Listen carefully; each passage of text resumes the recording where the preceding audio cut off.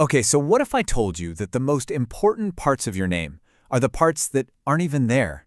I know, it sounds a little weird, but we're going to dive into how the empty spaces in your name might actually hold the keys to your biggest challenges and maybe even your greatest triumphs. You know that feeling, right? Like you're stuck in a loop, hitting the same wall over and over again. What's so fascinating is that the answer might have been hiding in plain sight this whole time, literally encoded in your full birth name from day one. So these missing pieces actually have a name. They're called karmic lessons. And really all they are the specific areas of life where we just don't have a natural built-in talent. Think of them as the things we're here to consciously learn and hopefully master. Now let's get one thing straight right away. This is not about a flaw or some kind of weakness. Not at all. It's much more like a personalized roadmap for your own development. It highlights the exact skills you're meant to build. You know, it kind of explains why some things just feel so much harder than others, no matter how hard you try. And what's really interesting is that you can look at this in a couple of ways. If you lean more spiritual, you can see these as gaps from past lives that you're here to fill in now.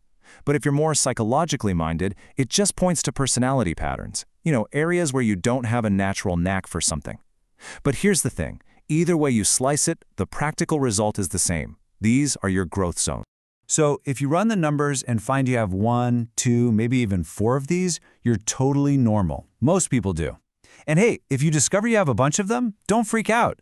The way this is framed is actually pretty cool. It suggests you're a really ambitious soul who decided to tackle a whole bunch of growth areas at once. Okay, so enough with the theory, right? Let's get practical. It's time to figure out what your specific lessons are. So go ahead and grab a pen and paper or open up a notes app because we're going to walk through how to do this for yourself right now. The process is actually super simple. Step 1, and this is the most important part, you have to use your full name exactly as it is on your birth certificate. No nicknames, no married names, the whole shebang. Step 2, you're going to convert every single letter into a number. And then step 3, you just look to see which numbers from 1 to 9 are completely missing. Boom. Those are your karmic lessons. All right, here's the chart you're going to need. This is the classic Pythagorean system. Go ahead and pause right here, take your time, and write down the numbers for all the letters in your name. We'll be ready when you are. Okay, let's run through a quick example so you can see exactly how this works. We'll use the name Jennifer Smith. If you map it out, you can see there are a bunch of 1s, 5s, and 9s. So when you list out all the numbers that are there, you can easily spot the gaps. In her case, there are no 3s and no 7s. So for Jennifer, her karmic lessons would be 3 and 7. All right, so by now you should have your missing numbers, and now we get to the fun part. What do these things actually mean? Let's go through each one and break down the challenge and the growth area it points to. So if you're missing the number 1, your whole journey is about becoming more independent. Do you find yourself needing other people's approval before you make a move? The work for you is to really build that self-confidence and trust your own gut. Missing a 2? This is all about learning patience and diplomacy. Maybe you get a little impatient in group settings, or you feel like it's just easier to do things yourself. Your growth here comes from really learning to listen and cooperate.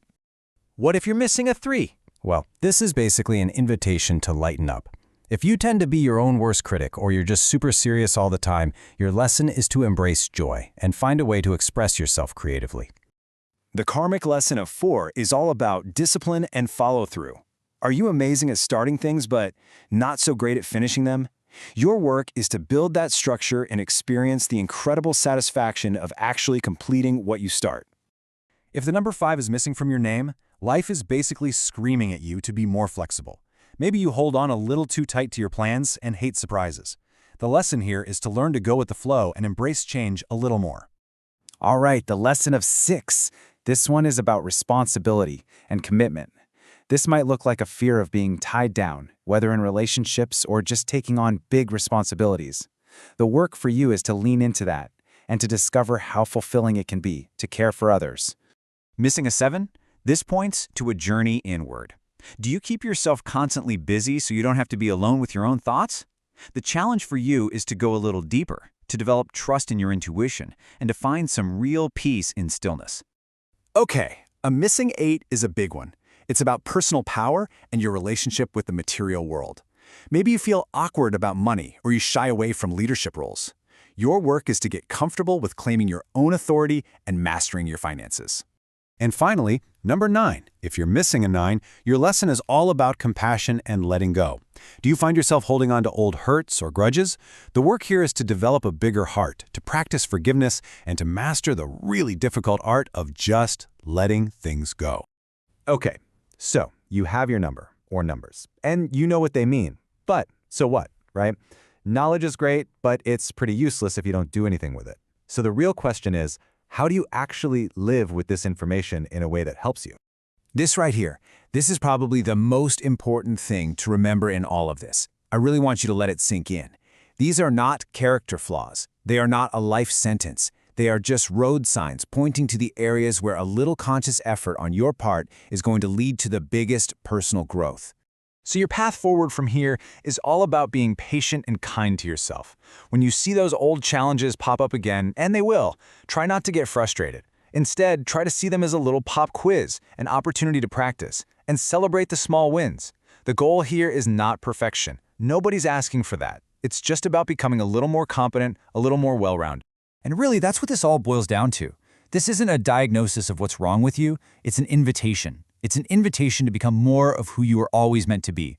It's a personalized call to adventure. So the only question left is, are you going to accept?